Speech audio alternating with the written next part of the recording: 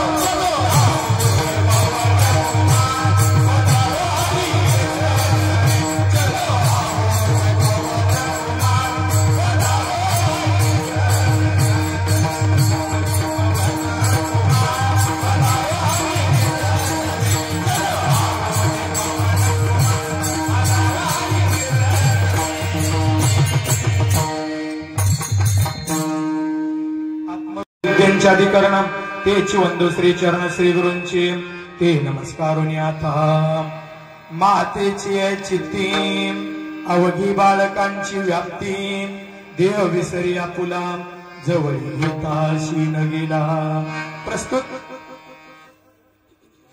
प्राप्तस्थळी प्राप्त प्रसंगी सेवेसाठी घेतलेला अभंग महाराजांनी गायलेला अभंग वैराग्य मूर्ती वैराग्य म्हणजे नेमकं काय वैराग्य कोणाला म्हणायचं तुमचं आमचं वैराग्य आहे का जर तुमचं आमचं वैराग्य असतं तर नेहमी अखंडितपणे आपण भगवान परमात्म्याचं नाम चिंतन करत बसलो असतो आपण नाम चिंतन करतो पण कशाचं करतो संसाराचं जगद्गुरु तुकोबारायांसारखी वैराग्यवान मूर्ती ना भूत ना भविष्य कधीच मागही नाही आणि पुढेही होणार नाही काय असतं वैराग्य वैराग्य वैराग्य म्हणजे नेमकं काय एखाद्या व्यक्तीनं दुपारी 12 वाजता काट्याच्या काठीनं मारावं आणि संध्याकाळी तेलाची वाटी घेऊन त्याच व्यक्तीच्या घरी जावं आणि म्हणावं मला मारून मारून तुमचे हात खूप दुखत असतील तुमच्या हाताला जरा मालिश करू का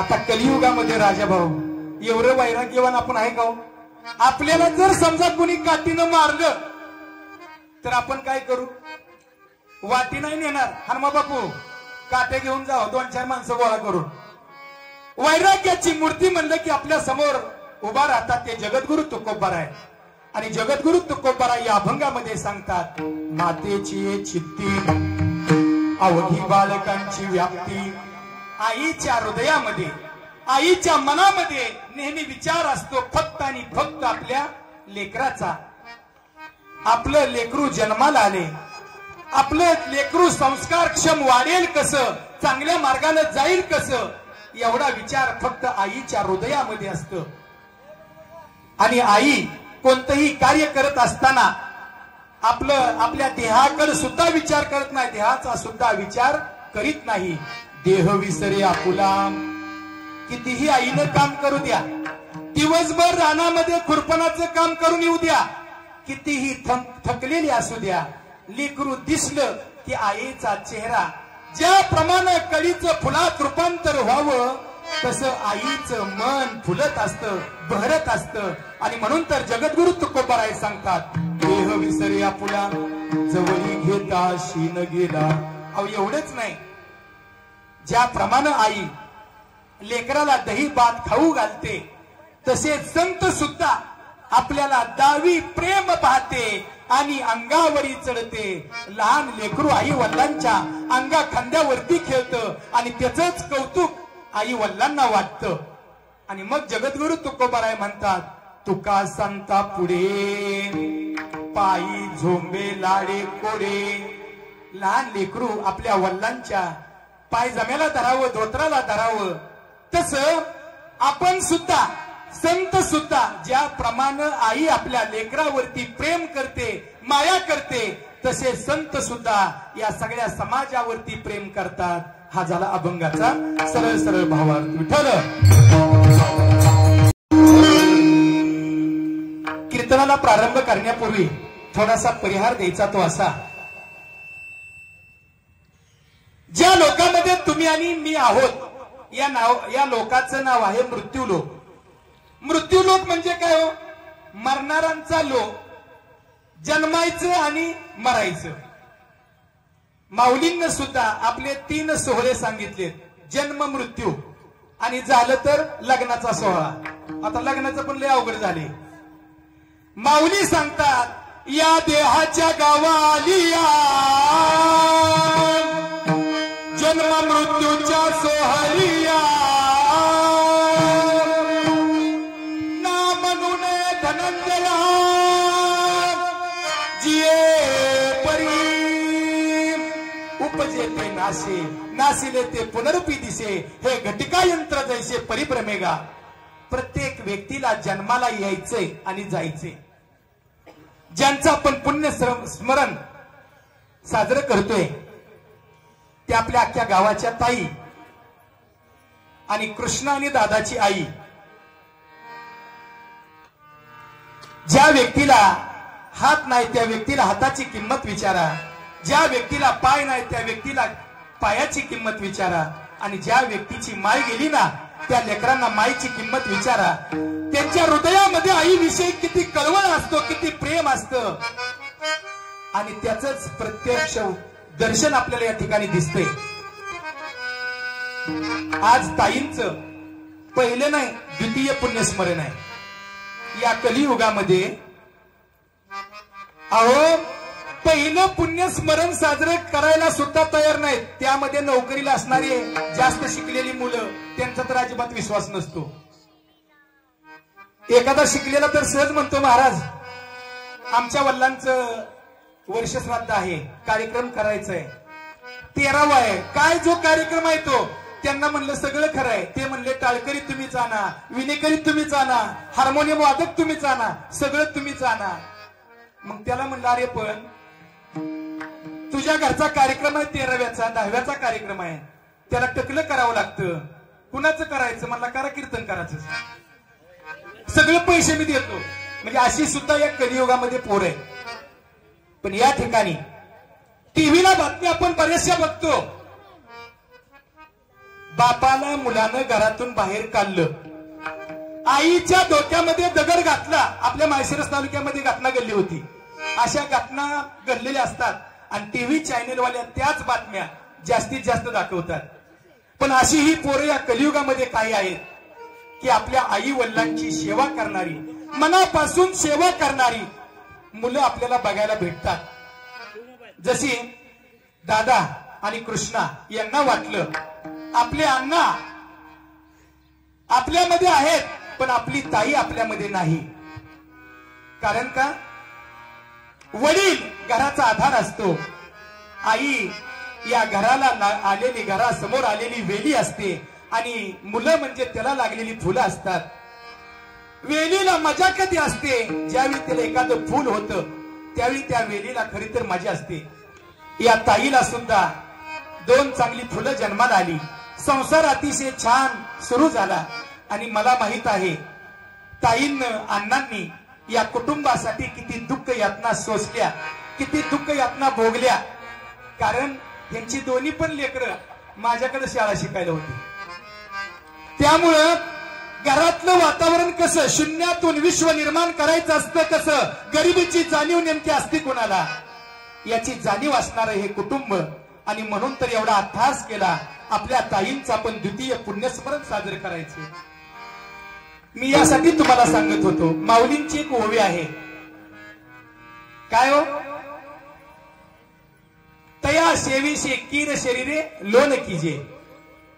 आई वडिलांची सेवा करणारा मुलगा कसा असतो? आता तुम्ही म्हणाल मी तुम्हाला पुराणातली कथा सांगणार नाही. पुराणातली कथा म्हणलं की श्रावण बाळांनी आई वडिलांची सेवा केली, भक्त पुंडलिकांनी आई वडिलांची सेवा केली. ऐतिहासिक मधली सुद्धा मी सांगणार नाही.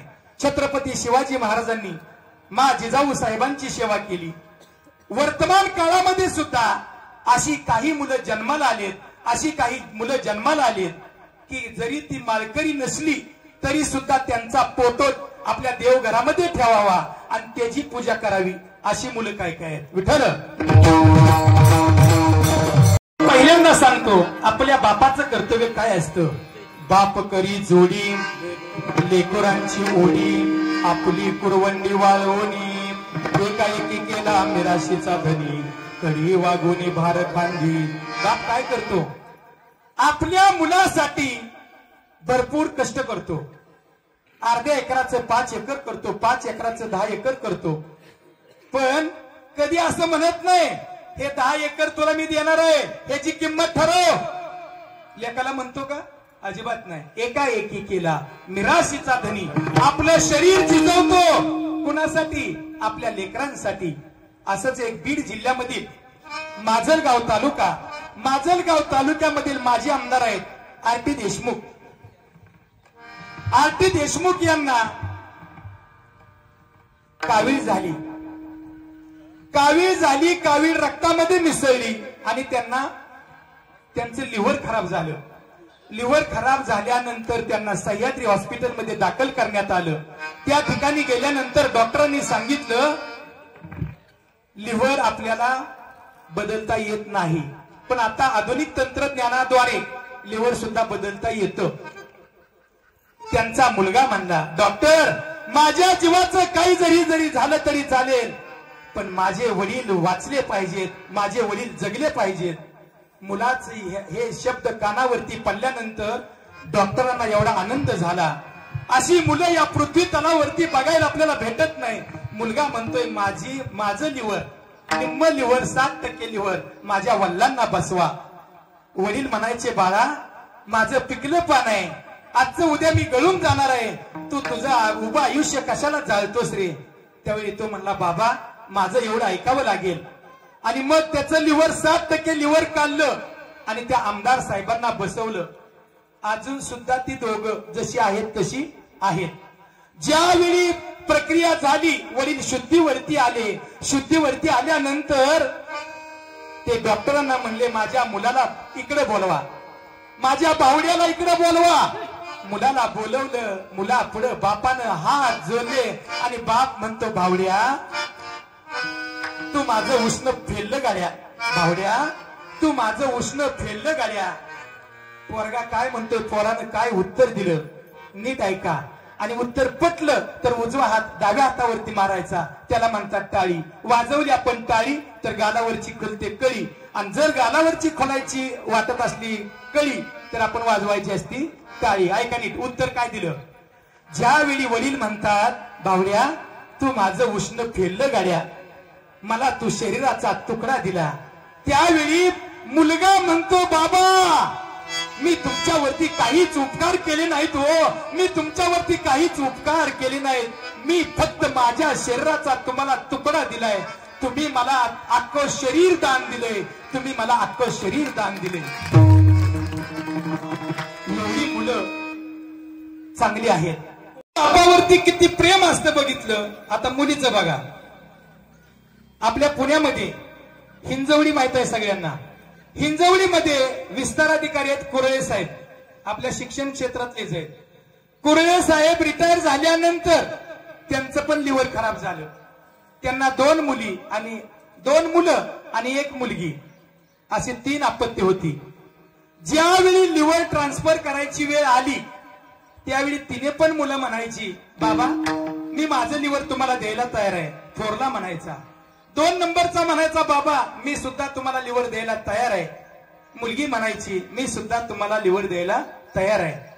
तिन्ही मुलं लिव्हर द्यायला तयार. मुलगी आपल्या वडिलांकडे जाते आणि म्हणते बाबा मी आजपर्यंत तुम्हाला काहीच मागितलं नाही हो, मी तुमची मुलगी आहे, माझी एकच इच्छा आहे, माझी इच्छा पूर्ण करता का. वडिलांच्या मनामध्ये आलं तिचा काहीतरी प्रश्न असेल. शिक्षणासाठी या मार्गाला जाऊ का त्या मार्गाला जाऊ असं विचारायचं असेल, त्यावेळी वडील म्हणतात, विचार बेटा, काय तुझी इच्छा आहे बोल. मुलीनं सांगितलं, बाबा त्या दोघांचं लिव्हर तुम्ही घेऊ नका, माझं लिव्हर तुम्ही घ्या. का ग? काय नाही हो, माझ्या दोन्ही भावांची लग्न झालेत. जर समजा कितीही तंत्रज्ञान पुढे गेलं असलं, विकसित झालं असलं, करता करता जर समजा काही झालं तर माझा भाव जर त्यामध्ये गेला तर त्याचं कुटुंब वाऱ्यावरती येईल, उघड्यावरती पडेल. आणि माझं अजून लग्नच झालं नाही, जर माझं काही बरं वाईट झालं तर मात्र मला काय फरक पडणार नाही. म्हणून माझं लिव्हर. आणि खरोखर मुलीनं आपलं लिव्हर बापाला दिलं. विठ्ठल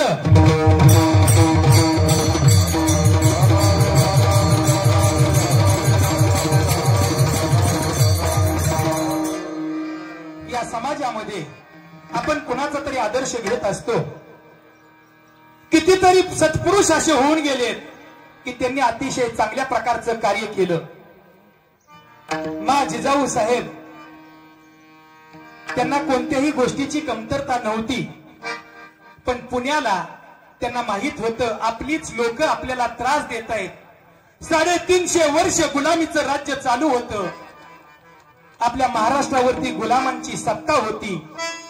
त्यामध्ये आपण निष्कारण भरतलं जायचो. आणि मग त्यांच्या लक्षात आलं, मा जिजाऊ साहेबांच्या मुरारजी जगदेव यांनी पुण्यामध्ये गाढवाचा नांगर फिरवून त्या ठिकाणी पहार रोवली होती. आणि त्या पहारेवरती माणसाची कवटी लावलेली होती. आणि असं सांगितलं होतं, जो स्वराज्य निर्माण करायला येईल त्या प्रत्येक व्यक्तीची राख रांगोळी अशीच केली जाईल, त्यांच्या घराचा मसनवाटा असाच केला जाईल, त्या घराचा मसनवाटा असाच केला जाईल. हे शब्द मा जिजाऊ साहेबांच्या कानावरती पडलं. आई कशी असते, आपल्या लेकराचा म्हणजेच आपल्या समाजाचा विचार कसा करते. मा जिजाऊ साहेबांना 12 वर्षे लेकरू बाळ नव्हतं, पण मा जिजाऊ साहेब खचल्या नाहीत. मा साहेब म्हणायच्या, मला मुलगा असा दे, द्यायचा असला तर मुलगा असा दे, पुत्र व्हावा ऐसा गुंडा, ज्याचा तीही लोकी लागेल झेंडा. मा जिजाऊ साहेबांनी आई तुळजा भवानीची सेवा करावी.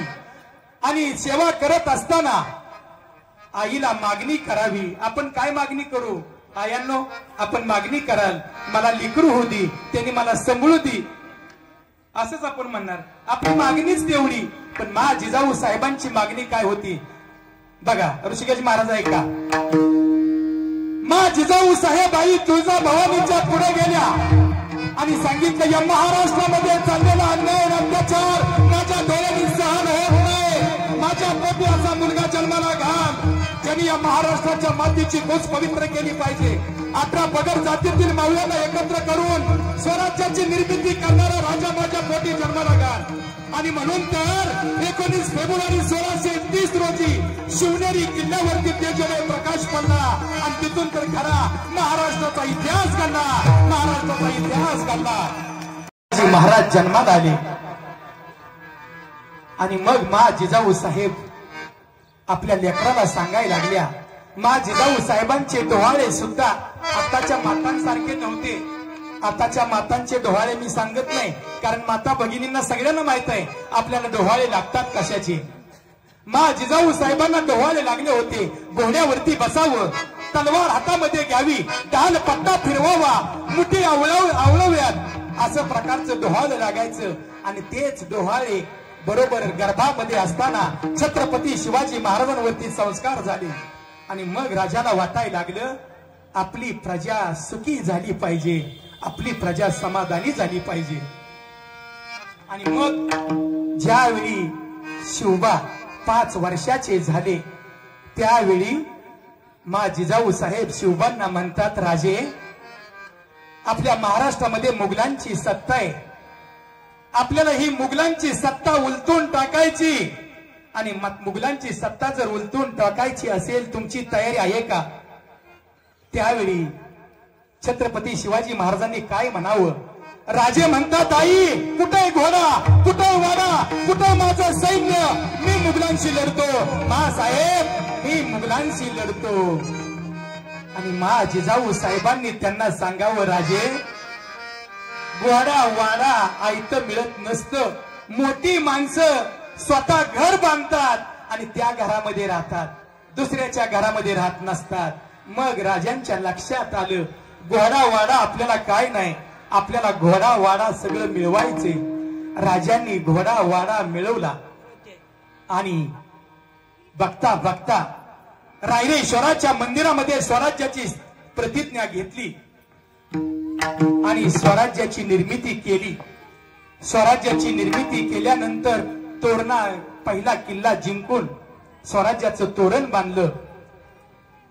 आणि ज्या दिवशी 6 जून 1674 हा दिवस उजाडला आणि त्या दिवशी छत्रपती शिवाजी महाराजांचा राज्याभिषेक करण्याचा सोहळा ठरला. त्या सोहळ्या दिवशी 32 मन सोन्याचं सिंहासन तयार या राजांसाठी केलं आणि 7 समुद्राचं 7 नद्यांचं पाणी आणून जलाभिषेक या राजांच्या मस्तकावरती जलाभिषेक घातला आणि राजांना राजा म्हणून त्यांची प्रतिज्ञा पूर्ण झाली. आईच्या डोळ्यामध्ये एवढे आनंद अश्रू वाहत होते. आईला वाटलं, आई जगदंबेनं मी जो वर मागितला तो वर दिला आणि तसाच मुलगा माझ्या पोटी जन्माला आला, तसाच मुलगा माझ्या पोटी जन्माला आला. ज्यावेळी पूजा अर्चा झाली, छत्रपती शिवाजी महाराज मा जिजाऊ साहेबांचं दर्शन घ्यायसाठी खाली वाकले. खाली वाकल्याबरोबर मा जिजाऊ साहेबांनी राजांच्या खांद्याला स्पर्श केला आणि खांद्याला स्पर्श करून उचलून घेतलं आणि राजाला म्हणले, राजा माझं वय 70-72 वर्ष झाले. राजा माझी एक इच्छा आहे, एक गोष्ट मागू का तुला? असं शब्द ऐकल्या बरोबर राजांच्या डोळ्याच्या कडा पाणवल्या. राजांच्या डोळ्यातून पाणी व्हायला लागलं आणि म्हणायला लागले, राजे आई काय मागायचे ते माग, काही मागायचे ते तुम्ही मागा. कारण हे स्वराज्य निर्माण करण्याची सगळी प्रेरणा कुणी दिली असेल तर आई साहेब तुमच्या आशीर्वादामुळे आणि देवाच्या शुभ आशीर्वादामुळे. त्यावेळी आई म्हणतात, राजे तुम्ही एक काम करणार का? काय सांगा तरी. राजे माझा पुनर्जन्मावरती विश्वास आहे, मला माहित आहे तुम्ही पुन्हा दुसऱ्या वेळी जन्म घेणार, पण माझी एकच इच्छा आहे, माझी एकच अपेक्षा आहे, ज्यावेळी तुम्ही पुन्हा जन्माला याल ना त्यावेळी तुम्ही माझ्याच पोटी जन्म घेणार का? एवढं मला अभिवचन द्या, एवढं मला अभिवचन द्या. राजे म्हणले, मा साहेब मातेची कुस पवित्र असते आणि तुमची इच्छा अशी इतकी दांडगे, मी तुमच्या पोटी का जन्माला येऊ नये? तुमच्यासारखी आई मिळणं म्हणजे माझं भाग्य मी समजतो, म्हणजे मी माझं भाग्य समजतो. आणि मग आईच्या चित्तामध्ये, आईच्या मनामध्ये, आईच्या हृदयामध्ये फक्त आणि फक्त लेकराचीच व्याप्ती होती. चित्ती अवघी बाळकाची व्याप्ती. मातेच्या चित्तामध्ये फक्त आपल्या बाळकाचंच प्रेम, बालकाचीच व्याप्ती असते. आता आई आई आई. ज्यावेळी स्वामी विवेकानंदांना एक सद्ग्रस्त भेटला आणि तो म्हटला, सगळेजण आईचंच महात्म्य सांगतात आणि प्रत्येक जण म्हणतो आपण आईच्या ऋणातून कधीच मुक्त होऊ शकत नाही, हे असं कसं काय? त्यावेळी स्वामी विवेकानंद म्हणतात, मी तुला उत्तर असं देत नाही. स्वामी विवेकानंदाने 1 किलोची वीट घेतली आणि त्याला सांगितलं, तुझ्या गळ्यातलं उपरणं काढ, तुझ्या पोटाला वीट बांध. 1 किलोची वीट 9 तास फक्त बांधून राहा. अहो 9 तास कुठले? 3 तासात कंटाळला, उठता येईना, बसता येईना, जेवता येईना, झोपता येईना. स्वामी विवेकानंदाकडे तो आला आणि स्वामी विवेकानंदाला म्हटला, मी साधा प्रश्न तुम्हाला विचारलोय की आईच्या ऋणातून मुक्त का होता येत नाही आणि तुम्ही मला एवढी मोठी शिक्षा दिली. स्वामी विवेकानंद म्हणतात, तुला तुझ्या प्रश्नाचं उत्तर मिळालं ना? अरे 1 किलोची वीट तू फक्त 3 तास सुद्धा सांभाळू शकत नाही. आई आपल्याला 9 महिने 9 दिवस आपल्या पोटामध्ये साठवते, तिच्या इच्छा आशाकांक्षा सगळ्या दूर ठेवते, म्हणून आई श्रेष्ठ आहे. आणि म्हणून माधव जुलियन या कवीनं काय सांगितले? प्रेम स्वरूप आई, वात्सल्य सिंधू आई. म्हणजे आई सारखं दैवत कोणीच नाही. म्हणून आ म्हणजे आत्मा, ई म्हणजे ईश्वर, आत्म्याचं आणि ईश्वराचं मिलन म्हणजे आई. सोरधरा. आणि मग त्यावेळी बहिणाबाई चौधरी सुद्धा बघा, आई शब्द किती भारी आहे हे सांगतात. माय म्हणता म्हणता, माय म्हणता म्हणता ओठाला ओठ भिडे. माय म्हणताना काय होतं? आता जर मराठी व्याकरण आपण शिकलो असलो तर ओष्ठ्यवर्ण, दंत्यवर्ण, त त ध, म भ प, तसं माय म्हणता म्हणता ओठाला ओठ भिडे, आत्या म्हणता म्हणता किती अंतर हो पडे. आत्या म्हणता म्हणता, आता बघा माय म्हणून म म्हणलं की ओठाला ओठ भिडणार, आणि आत्या म्हणलं की, म्हणून तर सासूबाईंना माय म्हणा नाही तर आई म्हणा. विठ्ठल.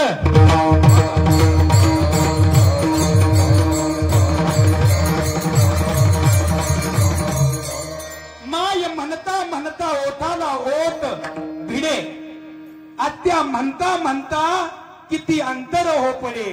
दादा म्हणता म्हणता जीभ दाता मागे दडे, काका म्हणता म्हणता माग माग दडे, आणि जिजी म्हणता म्हणता किती कैवल्य हे बाळ, आणि सासू म्हणता म्हणता तोंडातून वारा जाय. विठ्ठल.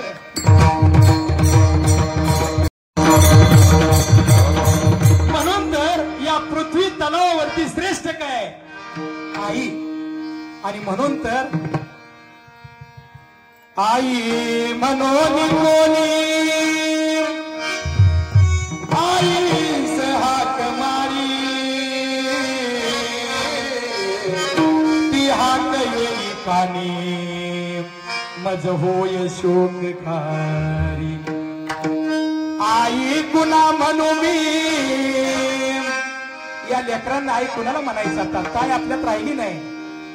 आई कुणा म्हणू मी, आई घरी दारी, आई कुणा म्हणू मी, आई घरी दारी. म्हणून जोपर्यंत आपले आई वडील जिवंत आहेत तोपर्यंतच आपण आई वडिलांची सेवा केली पाहिजे. आपण सहज म्हणून जातो माझी आई श्रेष्ठ, प्रत्येकाची आई श्रेष्ठ. मा जिजाऊ साहेब असतील, सावित्रीबाई असतील, अहिल्याबाई असतील, रमाबाई असतील, सगळ्या आया श्रेष्ठ. मुक्ताबाई असेल, मीराबाई असेल, जनाबाई असतील, सगळ्या महिला या श्रेष्ठ आणि ग्रेटच असतात. का असतात बघा. अशी जिजाऊ किती गुण गाऊ, महाराष्ट्राची राणी ग. का? मा जिजाऊ साहेब भवानी आहेत, देवी अहिल्याबाई भवानी आहे, सावित्रीबाई फुले सुद्धा भवानी आहेत. ज्या माता होऊन गेल्या त्या सगळ्या भवानीचा अवतार होत्या, दुर्गेचा अवतार होत्या. आता बसलेल्या माता भवान्या म्हणतेल्या, माता माऊल्या म्हणतेल्या, आम्ही सुद्धा दुर्गेचाच अवतार आहे. आमचे वाघ बाहेर वाघ असतात, घरी आल्यानंतर सुद्धा वाघच असतात, पण फक्त दुर्गा त्याच्यावरती बसलेली असते. विठ्ठल.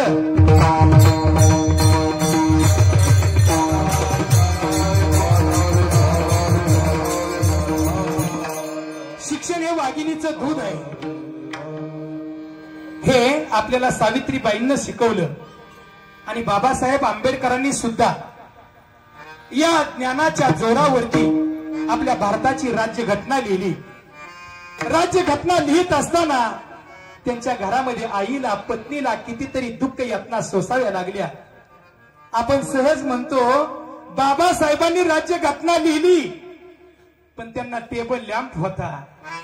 मला टेबल लॅम्प नाही, नाहीतर मी सुद्धा विद्वान झालो असतो. आपण कारण सांगतो.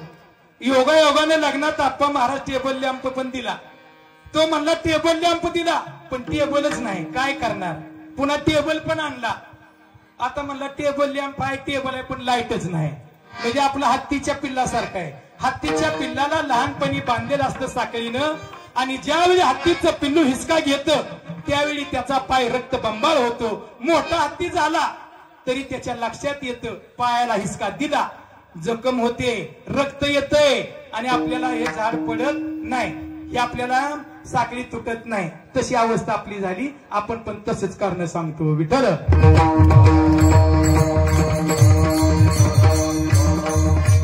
रामा माझी शेण गोळा करायची, शेणाच्या गौऱ्या बनवायची. काय करायची बघा बाबासाहेबांच्या शिक्षणासाठी. रामा माझी शेण गोळा करायची, शेणाच्या गौऱ्या बनवायची, बाजारी नेऊन विकायची, भीमाला पैसे पाठवायची. तिची लक्ष्मी नवरी झाली रामा भीमाची नवरी झाली. म्हणजे कितीतरी दुःख आपल्या सोसल्या त्या पण आईनं.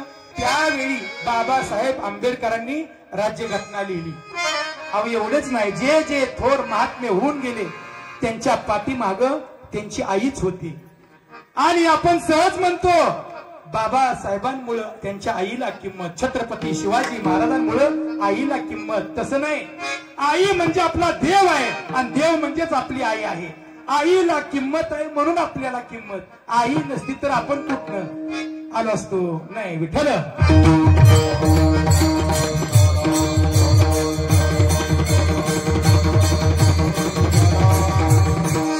प्रत्येक गोष्टीमध्ये आपण पाहत असताना, आपल्या आईकडे बघत असताना, आई आपल्या देहावरती सुद्धा राहत नाही, इतकं प्रेम आपल्या लेकरावरती करते.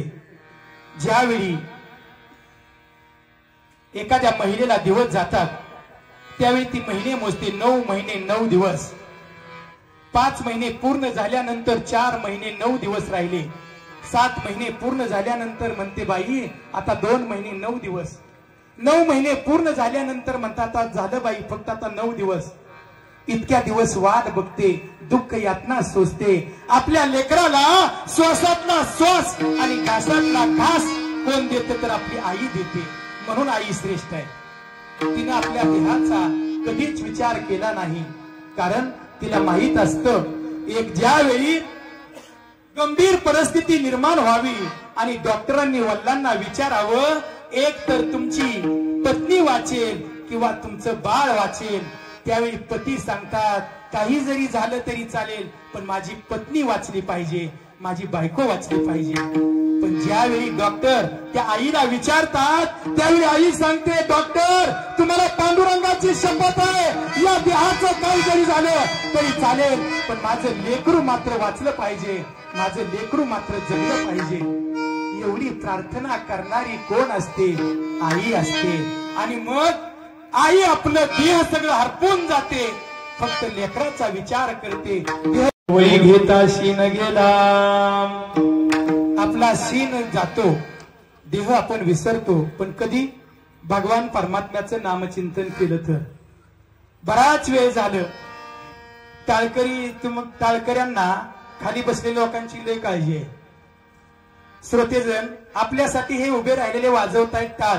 का? तुमच्या जवळ येऊ नये काळ असं त्यांना वाटते म्हणून ते टाळ वाजवतायत. आता आपण सगळ्यांनी नामचिंतन करायचे. कशासाठी? आपल्या ताईंसाठी. जे आज आपण नामस्मरण नामचिंतन करतो ते सगळं पुण्य त्या आज आत्म्याला लाभतं. आणि मग आपण सगळे मिळून भजन करूया. तूने हरी का नाम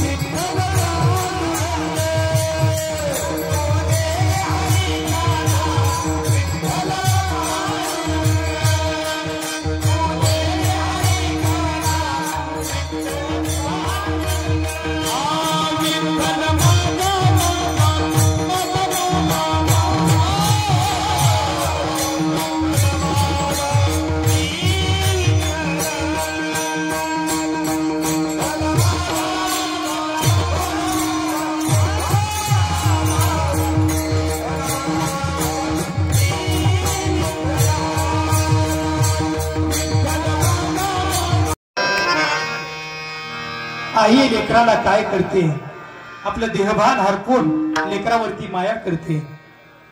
ज्यावेळी लेकरू पाळण्यामध्ये असतं आणि आई काहीतरी काम करत असते, खुरपत असते, रानामध्ये खुरपते, लेकरू घरामध्ये झोपले, घरामध्ये 10-12 माणसं असतात. लेकरू रडायला लागल्यानंतर पहिल्यांदा आवाज कोणाच्या कानावरती जातो? आईच्या जातो का या 10-12 जणींच्या? आईच्या कानावरती जातो. का? आईचे कान आपल्या लेकराकडेच लागलेले असतात. आईला वाटतं, आणि पहिल्यांदा भूक आईला लागते का लेकराला? पहिल्यांदा आईलाच भूक लागते. आईला वाटतं आपण पाळण्यामध्ये लेकरू झोपून आलोय, बाळाला भूक लागली असेल आणि बाळाला स्तनपान करून येते. का? आईला जाणीव होते माझ्या लेकराला भूक लागली असेल. आणि प्रत्येक माता आपलं जे उद्दिष्ट होतं, ध्येय होतं, या ध्येयापर्यंत आपल्या लेकरांना पोहोचवणाऱ्या माता होत्या. मा जिजाऊ साहेब असू द्या, रमाबाई असू द्या, सावित्रीबाई असू द्या, सगळ्या माता असू द्या, त्या प्रत्येकीनं आपल्या लेकरांना त्यांच्या ध्येयापर्यंत पोहोचवलं. ज्यावेळी रमाबाई नांदायला आल्या त्यावेळी त्यांच्या घरची परिस्थिती नाजूक होती, आणि मग माहेरची माणसं गेल्यानंतर त्यांच्याकडे बघून हसायची. त्यावेळी माहेरच्या लोकांना सांगितलं, ज्या दिवशी माझ्या दारामध्ये ओले कपडे आपण वाळायला घालतो अंगणात, तशा नोटा ज्यावेळी माझ्या दारात वाळायला घालीन त्या दिवशीच मी तुमच्या दरवाजात पाय ठेवीन. आणि तसंच केलं. म्हणजे एवढ्या जिद्दी महिला होत्या. आणि प्रत्येक यशस्वी पुरुषाच्या पाठीमाग लक्ष्मीचा वरदहस्त असतो. भला पतीच्या पाठीमाग पत्नीचा असू द्या, मुलाच्या पाठीमाग आईचा हात असू द्या, पण आई ही श्रेष्ठच असते. कोणतंही कार्य करू द्या, आई ती आईच. आई हे आपलं अखंड दैवत आहे. आज या कुटुंबातील आई निघून गेल्या, हे कुटुंब पोरकं झालं. किती जरी ह्यांनी विचार केला, स्वर्ग पाताळ पृथ्वी आपण एक करू, तिन्ही पाताळ आपण एक करू, पण आई आता भेटणार नाही. का? आई गेली ती गेलीच. आईची आठवण किती जरी काढली तरी आता पुन्हा आई येणार नाही. आणि म्हणून लेकरांना वाटतं, कशाला गेली आई तू स्वर्गाला. लेकर म्हणतात, आई तू स्वर्गाला का गेली ग? आम्हाला सोडून का गेली? चांगले दिवस तुझं बघायला आलं होतं ग. कशाला गेली आई तू स्वर्गाला, कोण वाजल तुझ्या या बाळाला. कशाला गेली आई तू स्वर्गाला,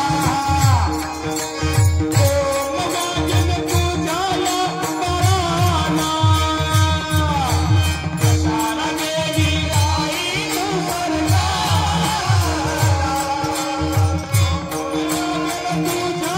गेली आई तू स्वर्गाला.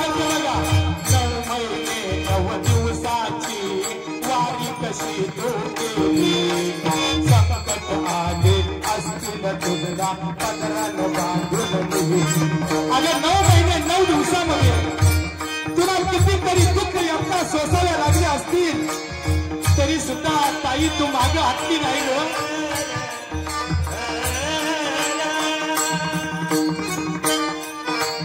9 महिने 9 दिवसाची वारी कशी गेली. संकट आले असतील तुझला पदरान बांधून गेली. कशाला गेली आई तू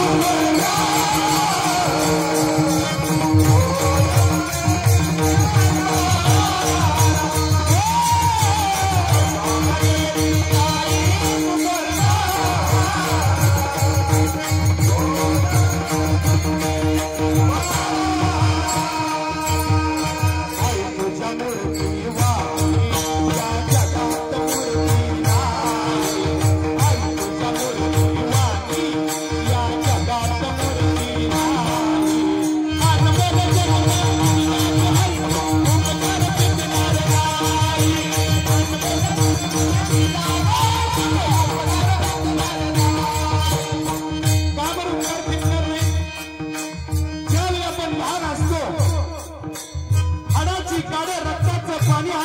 आपल्यासाठी केलेलं असतं.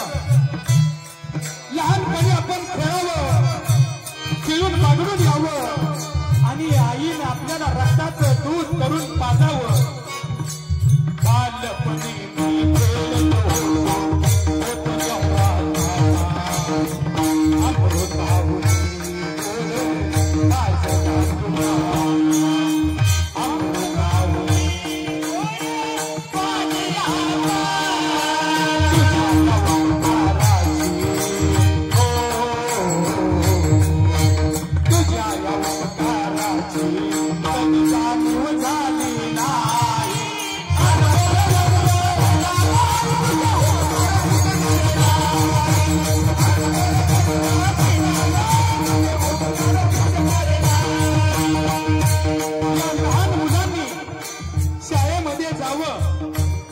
शाळेतून येत असताना थोडाफार उशीर व्हावा. मग आईच्या जीवाची गालबील पहा. ज्याप्रमाणे देशी गाई डोंगराला चरायला जावी आणि डोंगराला चरायला गेल्यानंतर तिच्या लक्षामध्ये यावं आपलं पाडस घरी वाट बघतंय. धावत धावत तिनं पारसाकडे यावं, तशी अवस्था आईची झालेली असते. शाळेतून थोडा उशीर झाला. आईनं शेजा बाजारी विचारावं,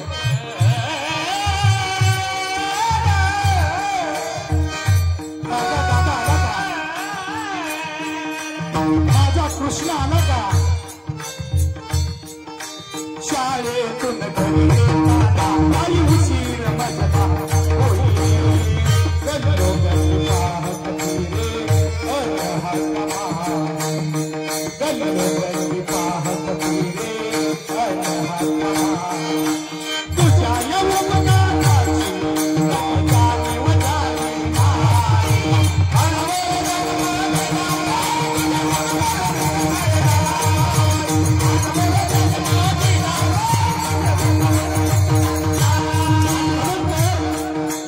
आई तुझ्या मूर्ती वावली. अगं खरंच आई तुझ्या मूर्ती सारखी मूर्ती या पृथ्वी तलावरती आता पुन्हा कधीच दिसणार नाही ग. कारण नरदेह दुर्लभ जाणा. प्रत्येक व्यक्तीला एक ना एक दिवस जावं लागतं. पण आई तुला स्वर्गामध्ये भगवान परमात्म्याच्या चरणाजवळ जागा आहे ग. कारण तुला कुणी कन्या पुत्र होती जे सात्विक तयाचा हरिक वाटे देवा. अशी लेकरं तुझ्या पोटी जन्माला आलेत आणि ही दोन्ही लेकरं आपल्या अण्णांची काळजी तू जरी नसली तरी खूप काळजी घेतात.